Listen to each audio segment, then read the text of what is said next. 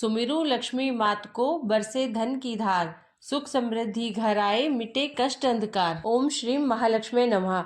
दोस्तों, आज मैं बात करूंगी अघन मास गुरुवार महालक्ष्मी व्रत के विषय में। 12 दिसंबर को अघन मास का चौथा गुरुवार है, अर्थात अंतिम गुरुवार का व्रत है। आप इस वीडियो में संपूर्ण पूजा विधि जानेंगे, साथ ही उद्यापन की विधि भी जानेंगे। क्योंकि यह चौथा गुरुवार अर्थात अंतिम गुरुवार है, इसी दिन बहुत से भक्तजन उद्यापन करेंगे। क्योंकि अघन मास के जो संपूर्ण गुरुवार होते हैं, कभी 5 पड़ जाते हैं, कभी 4 पड़ते हैं, तो अंतिम गुरुवार को हम उद्यापन करते हैं। लेकिन बहुत से भक्तजन अघन मास के गुरुवार से व्रत का संकल्प लेते हैं और आगे भी, जैसे 7 गुरुवार, 11 गुरुवार या 16 गुरुवार का संकल्प लेकर के व्रत करते हैं। वह लोग जब उनका संकल्प समाप्त हो जाएगा, अर्थात उन्होंने जितने व्रत बोले हैं उतने व्रत जब पूर्ण हो जाएंगे, तब वो उद्यापन करेंगे। उद्यापन की विधि यही रहेगी, जो कि मैं आपको आज की वीडियो में बताने जा रही हूँ। जिन्होंने सिर्फ अघन के गुरुवार के व्रत रखे हैं, उनको 12 दिसंबर को इसका उद्यापन करना होगा। आइए इसकी पूजा विधि और उद्यापन सभी कुछ समझ लेते हैं। तो सबसे पहले मैं आपको बता देती हूँ कि इससे पहले भी मैंने पूजा विधि की वीडियो बनाई है, आप लोग एक बार जरूर देख लीजिएगा। लेकिन मैं फिर से पूजा विधि बता देती हूँ और उद्यापन की सारी विधि आप लोगों को समझा देती हूँ। तो आप लोग वीडियो में पूरी तरह से बने रहिएगा और वीडियो को अंत तक जरूर देखिएगा। चैनल पर अगर आप पहली बार आए हैं तो चैनल को सब्सक्राइब कर लीजिएगा। वीडियो पसंद आता है तो इसे एक लाइक जरूर कीजिएगा और कमेंट बॉक्स में जय मां लक्ष्मी जरूर लिखिए। दोस्तों, सबसे पहले बता देते हैं कि अघन मास के गुरुवार के दिन जो विशेष साफ सफाई होती है, वह बुधवार के दिन आप लोग कर लें अच्छी तरह से। क्योंकि बृहस्पतिवार के दिन अर्थात गुरुवार के दिन ब्रह्म मुहूर्त में आप लोग उठ जाए और साधारण सफाई, जो कि हम लोग दैनिक साफ सफाई करते हैं, झाड़ू पोछा इत्यादि कर ले। सबसे पहले आप ब्रह्म मुहूर्त में उठेंगे, उसके बाद आप अपने मुख्य द्वार को खोलेंगे। मुख्य द्वार पर आप जल छिड़के, उसके बाद आप घर की साफ सफाई करें, मुख्य द्वार की सफाई करें। उसके बाद आप स्नान कर लें। अब स्नान करने के बाद आगे की आपको पूजा विधि करनी है। स्वच्छ वस्त्र धारण कर लें। इस दिन गुरुवार का दिन है तो आप पीले वस्त्र धारण कर सकते हैं, और माता महालक्ष्मी का व्रत है तो आप इसके निमित्त लाल या गुलाबी वस्त्र भी धारण कर सकते हैं। यह पूरी तरह से आपके ऊपर निर्भर करता है कि आपको कैसे वस्त्र पहनने हैं। बस आप काले या नीले वस्त्र धारण नहीं करें। महालक्ष्मी व्रत की जो पूजा विधि है, उसमें सबसे पहले हम घर के मुख्य द्वार की पूजा करते हैं। यहीं से हमारी पूजा विधि शुरू होती है। अब सबसे पहले आप नए चावल के आटे से घर के मुख्य द्वार पर रंगोली बनाएंगे या फिर स्वास्तिक बना देंगे, और वहां पर आप लक्ष्मी माता के चरण चिन्ह बनाएंगे घर के अंदर आती हुई दिशा में। अब वहां पर आप एक जल का पात्र रखेंगे, जल में आप पुष्प और गंगा जल इत्यादि डाल देंगे। घी के दीपक आपको द्वार के दोनों तरफ प्रज्वलित करने हैं। माता महालक्ष्मी जी को प्रणाम करें और यहीं से आपकी पूजा शुरू हो जाती है। उनका आवाहन करें, उन्हें आमंत्रित करें और अपने घर में पधारने के लिए उनसे निवेदन करें। यह सारे कार्य करने के बाद आप वहीं से शुरू करते हुए अपने घर के मंदिर तक माता लक्ष्मी जी के पद चिन्ह बनाएंगे। आती हुई अवस्था में बनाएंगे उन पद चिन्हों को, जैसे माँ लक्ष्मी आपके घर में प्रवेश कर रही है। आप इन्हें अपने घर के मंदिर तक या जहां तक आप चौकी स्थापित कर रहे हैं वहां तक बनाएंगे। यहाँ पर विशेष रूप से ध्यान रखने वाली बात यह है कि इन पद चिन्हों पर किसी का पैर नहीं पड़ना चाहिए। तो आप ये ध्यान रखें कि किसी का पैर भी इन पद चिन्हों पर ना पड़े। सभी पद चिन्हों की आप पूजा करते हुए, पुष्प इत्यादि अर्पित करते हुए, माता जी को प्रणाम करते हुए आप अंदर आए। आने के बाद आपको चौकी की स्थापना करनी है। जैसा कि मैंने पहले भी बताया है कि चौकी की स्थापना करेंगे। जो वस्त्र आपने पहले बिछाया था गुरुवार के दिन, वही वस्त्र आप बिछा सकते हैं। कलश आपका वही रहेगा। नारियल जो आपने पूजा में प्रयोग किया है, चुनरी आपने जो नारियल में लपेटी है, सब कुछ वही रहेगा। माता जी का जो चित्र आपने पूजा में प्रयोग में किया था पहले दिन, वही चित्र आप माता जी का रखेंगे। सब कुछ वही रहेगा, केवल नए पुष्प, पत्ते और पूजा की सामग्री आपको दूसरी लेनी है। अब आप सबसे पहले चौकी की स्थापना करें, वस्त्र बिछाएं, उसके बाद आप कलश की स्थापना करेंगे, जिसमें कि सबसे पहले आप आसन देने के लिए नए चावल का प्रयोग करेंगे।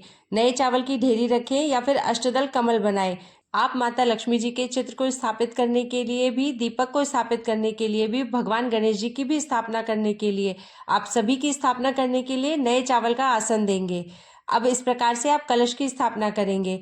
कलश की स्थापना करने के बाद आप मौली बांधेंगे, कलश को स्वास्तिक बनाएंगे, थोड़ा गंगा जल डालेंगे और जल डाल देंगे। अब कलश में आप हल्दी की गांठ, लौंग, सुपारी, सिक्का, पुष्प, दूर्वा और इलायची डालकर आप कलश की स्थापना कर लें। ऊपर से पंचपल्लव लगा दें और नारियल की स्थापना उसके ऊपर कर दें। नारियल में मौली बांधें और एक चुनरी लपेट दें और नारियल पर भी एक स्वास्तिक बना दें। नारियल को साक्षात माता लक्ष्मी जी का स्वरूप मानकर उनकी स्थापना करें। अब एक दीपक प्रज्वलित करें। सबसे पहले दीपक को आसन दें और फिर उसे प्रज्वलित करें। अब माता महालक्ष्मी जी का चित्र श्री हरिनारायण जी के साथ है तो बहुत उत्तम है, नहीं तो आप सुपारी पर मौली लपेटकर उसे आप नारायण की जगह स्थापित करें और मन में ध्यान करें कि यह हमारे नारायण है। गणेश भगवान जी को आप स्थापित करें। थाल में पूजा सामग्री आप सभी कुछ व्यवस्था कर लें। रोली, सिंदूर, चंदन, अक्षत, पुष्प, दूर्वा, जनेऊ, कलावा सभी कुछ आप व्यवस्था कर लें। धूप की भी व्यवस्था कर लें। एक आरती के लिए दीपक अलग से रख लें, चाहे कपूर रख लें। अब आप 2 पात्रों में, छोटे छोटे पात्रों में जल रखेंगे। एक पात्र से आप देवी देवताओं को और एक पात्र से आप स्वयं आचमन इत्यादि करेंगे। सारी व्यवस्था करके आप आसन लगाकर बैठ जाएं। माता जी के चित्र पर कोई वस्त्र, सुंदर चुनरी इत्यादि आप उड़ा दें, जैसा कि आप पहले से ही हर गुरुवार के दिन करते आए हैं। तो यह सारे कार्य करने के बाद आप सबसे पहले स्वयं आचमन करें, पवित्र हो जाए, अपने ऊपर जल छिड़के, गायत्री मंत्र बोले। उसके बाद सांकेतिक स्नान आप सभी देवी देवताओं को करवाएं। यदि आपके पास धातु की मूर्ति है तो आप अच्छी तरह से पंचामृत या गंगा जल से स्नान करा के उनको वस्त्र ओढ़ाएं और स्थापित करें। माता जी को इस तरह से करने के बाद आप अपनी पूजा प्रारंभ करें। एक धूप प्रज्वलित करके रख दे, दीपक प्रज्वलित कर दे। उसके बाद सभी देवी देवताओं को प्रणाम करते हुए सर्वप्रथम आप गणेश भगवान की वंदना करें, उनकी पूजा करें, जनेऊ, दूर्वा, सिंदूर अर्पित करें, कलश की पूजा करें, कलश में स्थापित सभी देवी देवताओं का आवाहन करें, उनका पूजन करें। नारियल को माता लक्ष्मी जी का स्वरूप समझकर आप पूजन करें। दीपक ज्योति की पूजा करें और श्री हरिनारायण माँ लक्ष्मी जी की पूजा करें। धूप, दीप, अक्षत, पुष्प, चंदन, सिंदूर, रोली जितनी भी सामग्री आपके पास है, बारी बारी से विधि विधान से आप पूजन दर्शन कर ले। साथ में माता महालक्ष्मी जी के मंत्रों का आप जाप करती रहे। इस तरह से करते हुए आप अपनी जो आपकी श्रद्धा है, जो आपका तरीका है माता जी की प्रार्थना करने का, उसी तरीके से आप सरल भाव से प्रार्थना करती जाएं और पूजा विधि साथ में करती जाएं। उसके बाद अब बात करते हैं नैवेद्य की, प्रसाद की। तो आपके पास जो भी उपलब्ध हो, स्वच्छ मिष्ठान से बनी हुई मिठाई माता लक्ष्मी जी को बहुत ही प्रिय है। खीर उनका प्रिय प्रसाद है। आप उसमें मखाने की खीर बना सकते हैं यदि आप फलाहार लेते हैं तो, नहीं तो आप चावल की खीर भी बना सकते हैं। आप मिश्री का भोग लगा सकते हैं, मौसमी फल का भोग लगा सकते हैं, अनार के फल का भोग लगा सकते हैं। माता लक्ष्मी को अनार का फल बहुत ही प्रिय है। इसी तरह से भगवान गणेश जी को और भगवान विष्णु को आप लड्डू का भोग लगा सकती हैं। तो यह सारे कार्य आप अपनी श्रद्धा के अनुसार, अपने सामर्थ्य के अनुसार कर ले, लेकिन आपको खीर जरूर बनानी है। संध्या के समय या सुबह के समय एक समय आप जरूर भोग लगाएं खीर का। सभी पूजा को संपन्न करने के बाद आप प्रेम से सभी परिवार मिलकर माता जी की आरती करें। आरती करने के बाद क्षमा प्रार्थना करें। अपने आसन के नीचे जल गिराएं, 3 बार अपने नेत्रों पर, मस्तक पर लगाएं और ओम इंद्राय नमः 3 बार आप बोले। इस तरह से आपकी सुबह की पूजा संपन्न हो जाती है। पूजा संपन्न करने के बाद आप आरती करने के बाद भी चाहे तो, अगर आपके पास समय है तो, बैठकर माता लक्ष्मी जी के मंत्रों का जाप कर सकते हैं। लेकिन आप यह कार्य अगर सुबह नहीं कर पाते हैं तो यह कार्य आप संध्या पूजन के समय भी कर सकते हैं। संध्या पूजन में आप फिर से स्नान आदि करके, स्वच्छ वस्त्र धारण करके, सभी विधि वही है जैसे आपने सुबह पूजा की थी वैसे ही आप पूजा अर्चना करेंगे और माता जी के मंत्रों का जाप या फिर कनक धारा स्रोत या फिर विष्णु सहस्त्र नाम का पाठ जरूर करेंगे। यह बहुत ही आवश्यक है। आप सुबह या संध्या दोनों ही समय, जब भी आपके पास समय हो, आप ऐसा जरूर करें। उद्यापन वाले दिन सुबह या संध्या दोनों ही समय में से जब भी आपके पास थोड़ा समय हो, आप एक छोटा सा हवन करेंगे माता महालक्ष्मी जी के मंत्रों का। आप माता के ओम श्रीम महालक्ष्मी नमः मंत्र का या फिर ओम श्रीम ह्रीम श्रीम कमले कमलालये प्रसीद प्रसीद श्रीम ह्रीम श्रीम ओम महालक्ष्मी नमः मंत्र का आप 108 मंत्रों का हवन करेंगे। हवन आप किसी भी समय कर सकते हैं, सुबह या शाम को, जिस भी समय आप मंत्रों का जाप करते हैं आप उसी समय हवन कर दें। संध्या के समय भी आपको दीपक प्रज्वलित करना है और अपनी मनोकामना माता के सामने जरूर रखनी है। ये हुई पूजा विधि की बात। आप इस विधि से माँ लक्ष्मी की पूजा करें, आपके घर में माँ लक्ष्मी का स्थिर निवास अवश्य होगा। अब हम बात करते हैं उद्यापन की। उद्यापन आप संध्या के समय भी कर सकती हैं, लेकिन यदि आप सुबह उद्यापन करती हैं तो यह बहुत ही उत्तम रहता है। पूजन अर्चन अपनी समाप्त करने के बाद आपको 8 कन्या या फिर 8 सुहागन स्त्रियों को आमंत्रित करना होता है, जो कि आप एक दिन पहले ही आप उन्हें आमंत्रित कर लेंगी। यदि आपको 8 स्त्रियां या 8 कन्याएं नहीं मिलती हैं तो आप परेशान नहीं हो। आपको जितनी भी कन्याएं और जितनी स्त्रियां आपको आसानी से मिल जाती हैं तो आप उतनी ही, जैसे 5, 7 या 3 जितनी आपको मिली है, आप उतनी ही कन्याओं को आमंत्रित कर लें या फिर सुहागिन स्त्रियों को आप आमंत्रित कर लें। उसके बाद आप सभी लोगों को अपने द्वार पर, अपने घर पर बुलाएं। बुलाने के बाद सभी के चरण पखारें। माता महालक्ष्मी जी का स्वरूप समझकर, जिस प्रकार से हम नवरात्रि में पूजन करते हैं कन्याओं का, उनको साक्षात माता दुर्गा का स्वरूप समझकर, इसी प्रकार से आप उन सभी को माता महालक्ष्मी जी का स्वरूप समझकर उनकी पूजा करें, उनके चरण पखारें, उनको सिंदूर लगाएं, उन्हें आसन देकर उन्हें बिठाएं। आप यह समझे कि जैसे माता महालक्ष्मी आपके घर में स्वयं पधारी है, उसी तरीके से आप उनकी सेवा पूजा करें। अब प्रसाद की बात आती है तो प्रसाद में आप जैसे मीठा प्रसाद बनाकर उद्यापन करती हैं तो बहुत अच्छी बात है। यदि आप नमक वाला भोजन कराना चाहती हैं, आपका प्रेम है, तो आप पहले मीठा भोजन करा दें, उसके बाद आप सब्जी पूरी इत्यादि जो भी आप खिलाना चाहती हैं आप खिला सकती हैं। लेकिन भोजन सात्विक तरीके से बना हुआ होना चाहिए, उसमें प्याज और लहसुन का उपयोग नहीं किया जाता है। मीठे प्रसाद में आप खीर का भोजन करवा सकती हैं, हलवे का भोजन भी आप करवा सकती हैं। लेकिन यदि आपने फलाहार किया है तो आप खीर का जो भोजन बनाएंगी वह मखाने की खीर बनाएंगी और हलवे में आप कूटू का या सिंघाड़े का हलवा बनाएंगी। और यदि संभव हो तो खीर में आप केसर ज़रूर डालें।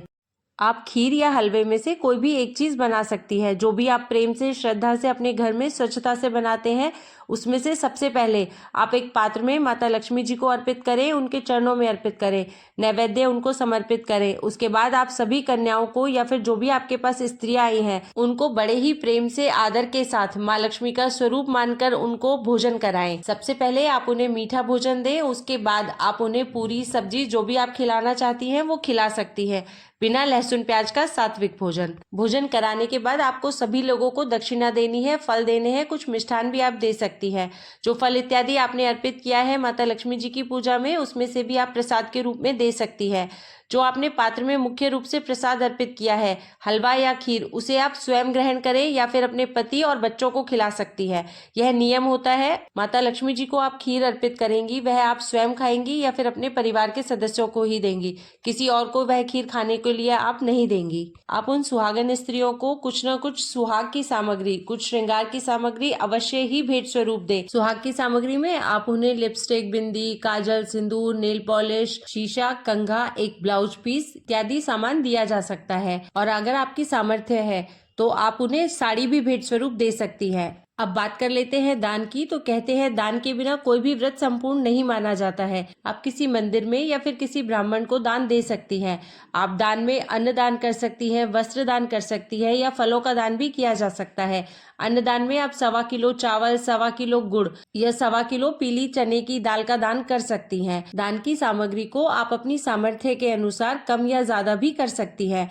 आप बस श्रद्धा से और प्रेम से दान करें। जो भी वस्तु आप दान स्वरूप देंगी उसे भी आप अपनी पूजा में जरूर शामिल करें। मैंने आपको यह पहले ही बता दिया है कि आपको यदि 8 स्त्रियां या कन्याएं नहीं मिलती हैं तो आपको जितनी मिल जाती है आप उतनी ही कन्याओं और स्त्रियों को घर बुला करके उनका विधिवत पूजन करके उद्यापन कर सकती है। यदि आपको बाहर का कोई भी नहीं मिलता है, ना कोई कन्या मिलती है, ना ही कोई सुहागन स्त्री आपके आसपास रहती है, तो आपके घर में यदि कोई कन्या है या कोई सुहागन स्त्री है तो आप आपके घर की वह सदस्य है, तब भी आप उसे उसी विधि से उद्यापन कर सकती है।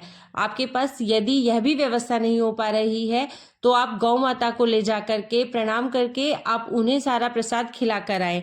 और जो भी आप भेंट स्वरूप देना चाहती हैं, जैसे कि मान लीजिए स्त्री को या कन्या को आप दान स्वरूप जो चीजें देती उद्यापन में, तो वह सारी चीजें आप ले जा करके किसी मंदिर में या फिर किसी ब्राह्मण ब्राह्मणी को भी दिया जा सकता है। इस तरह से भी आप उद्यापन कर सकती हैं। कोई भी दिक्कत नहीं है कि आपको कोई कन्या नहीं मिल रही है या स्त्री नहीं मिल रही है तो आप कैसे उद्यापन करेंगी। आप इस तरह से सरल विधि से भी उद्यापन कर सकती हैं। यदि मिल जाती है तो बहुत ही अच्छा है, और यदि नहीं मिल पाती है तो आप इस तरीके से उद्यापन कर लीजिए। सुबह आपने उद्यापन कर लिया या आपने शाम को कर लिया तो आपको व्रत रखना है, आपको अन्न ग्रहण नहीं करना है। सुबह के समय आपको पूरा व्रत संपूर्ण करना है। जैसा संध्या पूजन के बाद जो मुख्य प्रसाद आपने अर्पित किया है हलवे का या खीर का, आप उसे प्रसाद स्वरूप ग्रहण कर लेंगी और बाकी आप अपना फलाहार ले लेंगी। इसके बाद आप कुछ भी और ग्रहण नहीं करेंगी। अब बात करते हैं पारण की। तो पारण आपको शुक्रवार को सुबह ही करना है। आप शुक्रवार के दिन सुबह सवेरे उठकर दोबारा पूजा दर्शन कर लेंगे, चौकी हटा लेंगे। सब कुछ करने के बाद तब आप विसर्जन करेंगे। अब बात करते हैं कि आपको विसर्जन कैसे करना है। आप सारा संपूर्ण विसर्जन कर देंगे। कलश के जल को आप पूरे घर में छिड़क देंगे, बाकी जो जल बचता है उसे आप गमले में डाल देंगी। इसके बाद बाकी सामग्री का आप विसर्जन करेंगे। चुनरी आप रख लेंगे। नारियल का भी आपको तुरंत विसर्जन नहीं करना है, नारियल को आपको साल भर रखना है। आप अपने धन रखने के स्थान पर उस नारियल को रख सकते हैं। गणेश भगवान जी का भी आपको तुरंत विसर्जन नहीं करना है, मतलब आप इन सब चीजों की पूजा कर सकती हैं, आप अपने घर के मंदिर में रख सकती हैं। यदि आपने पहले से रखे हुए हैं सब कुछ, तो आप इन्हें किसी स्थान पर रख दीजिए, सुरक्षित जगह पर, स्वच्छ जगह पर। आपको तुरंत विसर्जन किन चीजों का करना है, जैसे कि पुष्प है, पत्तियां है, अक्षत इत्यादि जो आपने रखा है, तो आप सारी सामग्री को अपने घर में एक गमले में मिट्टी में दबा सकती हैं। यदि आपके पास कच्ची जमीन है तो आप वहां भी दबा सकती हैं, और यदि आपके पास ऐसी सुविधा नहीं है तो आप फूल पत्तियों को आप गाय को खिला दें, और जो अक्षत के दाने हैं उन्हें आप पक्षियों को डाल दें। और कलश में से जो भी सामग्री निकली थी उसे आप सुखा करके एक छोटी सी पोटली बना करके लाल कपड़े की, उसे आप अपनी तिजोरी रखने के स्थान पर या धन रखने के स्थान पर रख दें। जो आपके पास कलश है, यदि वह धातु का है तो आप उसे दोबारा प्रयोग में ले सकती हैं, और यदि वह मिट्टी का कलश है तब भी आप उसे धो करके अपने घर में रख लें, तुरंत विसर्जन ना करें। यह सारा नियम है विसर्जन के विषय में। अच्छा, कुछ महिलाओं का यह प्रश्न हो सकता है कि यदि उनके पीरियड्स आ जाएं तो वह उद्यापन कैसे करेंगी। तो आप, यदि आपके पीरियड्स आ गए हैं तो आप उस गुरुवार को छोड़कर उस गुरुवार को आप व्रत रखेंगी, पूजन जैसे आप दूसरे किसी और से करवा लेंगी, और आप उसके अगले गुरुवार को उद्यापन उसी विधि से करेंगी जैसा कि अभी आपको बताया गया है। तो आप अगले गुरुवार को उद्यापन करेंगी, आप उस गुरुवार को उद्यापन नहीं करेंगी। तो अगहन गुरुवार से संबंधित यह वीडियो यहीं समाप्त होता है। अगर इस विषय में कुछ और भी बातें आपको, यदि कोई दुविधा है, किसी भी बात का कोई प्रश्न है, तो आप हमें कमेंट बॉक्स में पूछ सकती हैं। यदि आपको वीडियो अच्छा लगा हो तो वीडियो को लाइक करें, चैनल को सब्सक्राइब करें और कमेंट बॉक्स में जय मां लक्ष्मी जरूर लिखें। धन्यवाद।